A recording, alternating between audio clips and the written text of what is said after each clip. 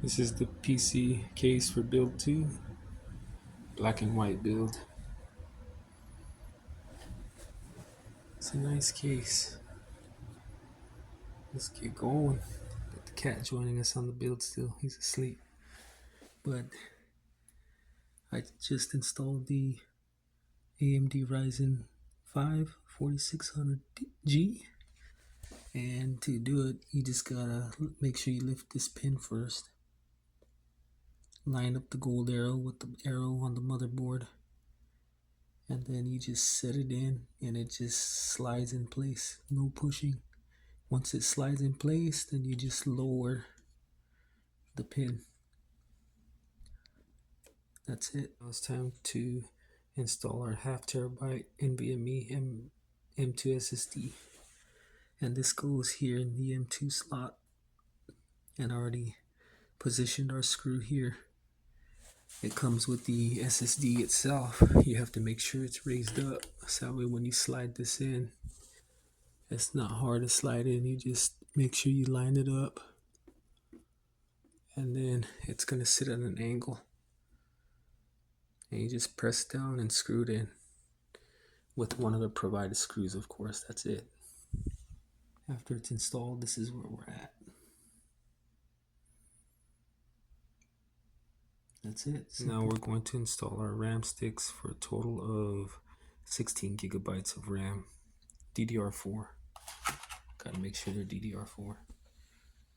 So you gotta pick the right motherboard, make sure all your parts are compatible with each other.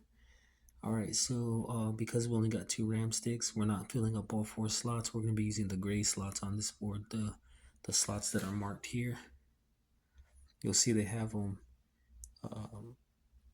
marked with asterisks. If you're only gonna use 2 RAM sticks, you gotta use the gray. So 2 and 4. If you're gonna fill all 4, that's different. Put all 4. But when you only got 2, you fill 2 and 4. So here's one installed so far. You got to make sure that you flip these tabs open first and that you line up the RAM sticks accordingly.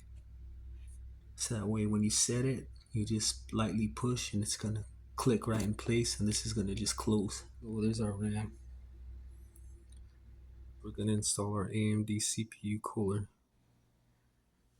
and it goes over the CPU. But before we do that, we have to take away these stock brackets, so we just got to remove them. Just the stock brackets, just pull them out, and that's where the screws on the stock cooler are gonna sit. So one thing I wanted to note was that the AMD CPU cooler that comes with the processor comes with thermal paste on it, but I removed it. I removed it the proper way to remove it, rubbing alcohol, or you just get it and with a clean soft cloth and wipe it gently until it comes off.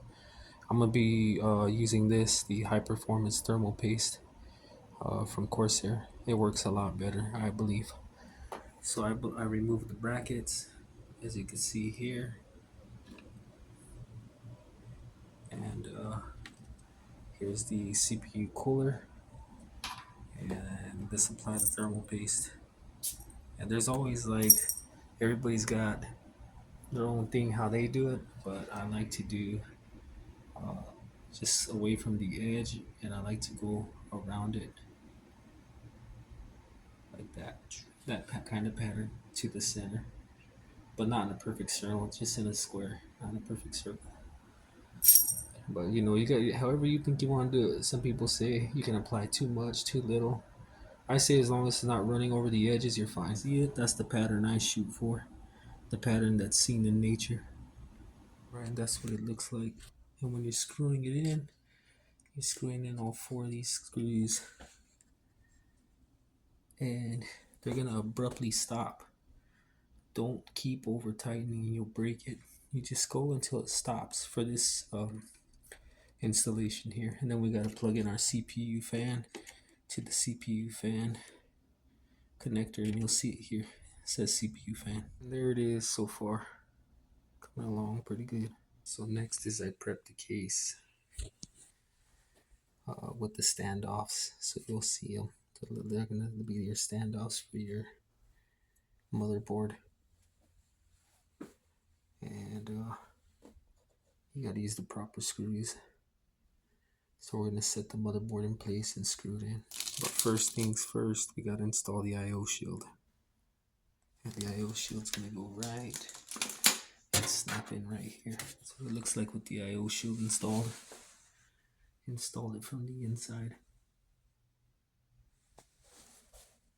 Here we go, motherboard is in. And you can see all the plugs nice and set. Nothing's bent, everything just went fine.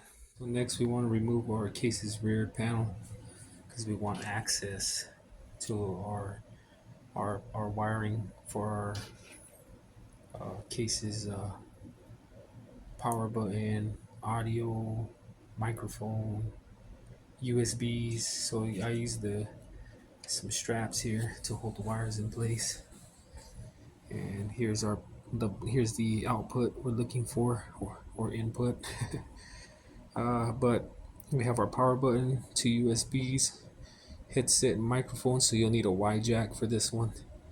And then or that's if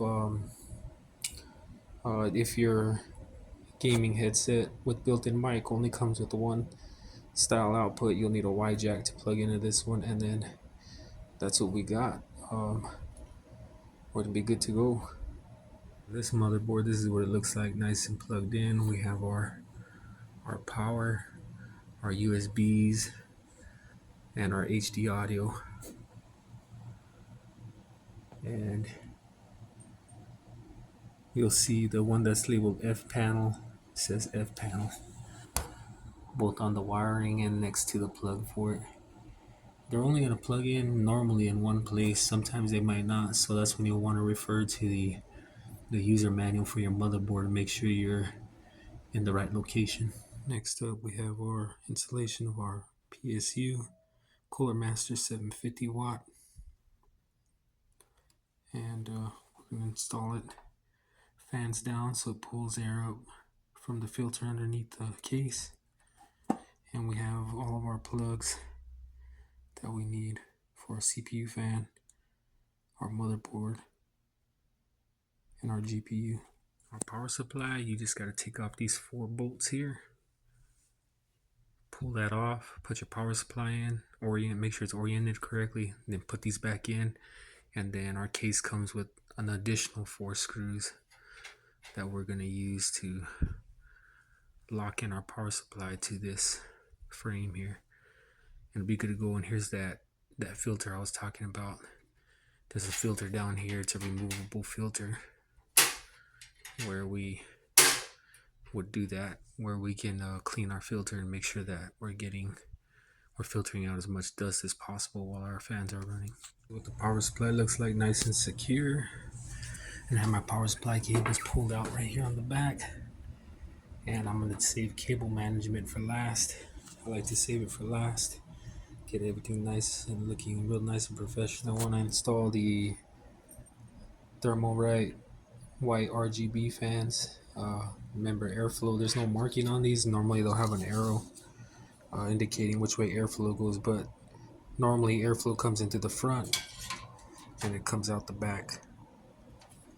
And they have it marked like that on with the information they sent with the installation. You'll see airflow goes into the front, out the back.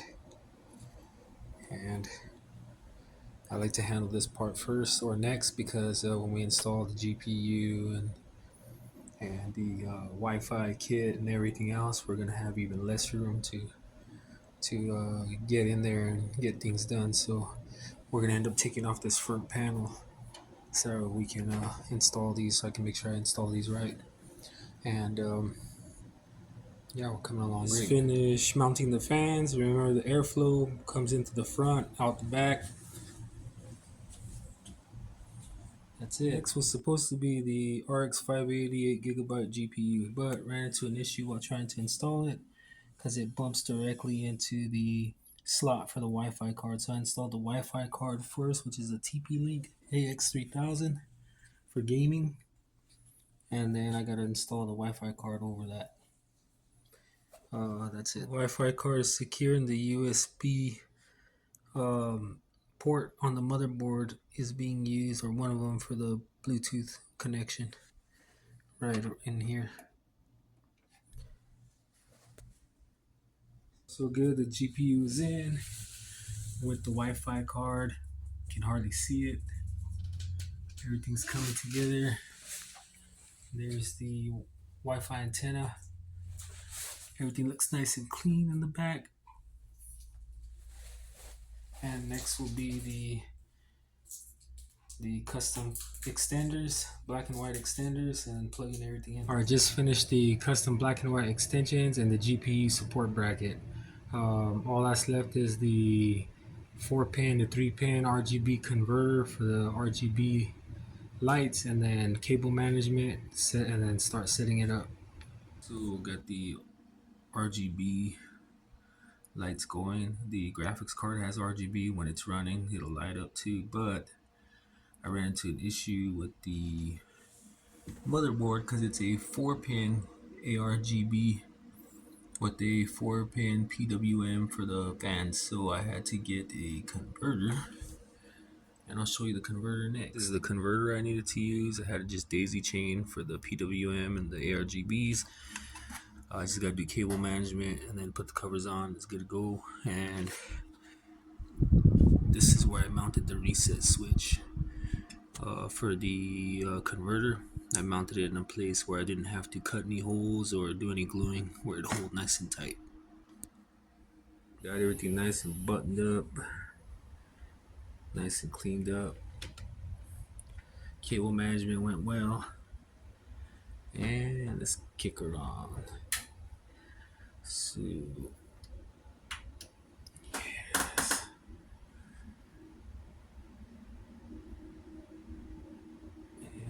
GPU lights up too. As soon as it does, there it goes. And the screen, mouse, gaming keyboard with mouse pad. This thing works like a champ.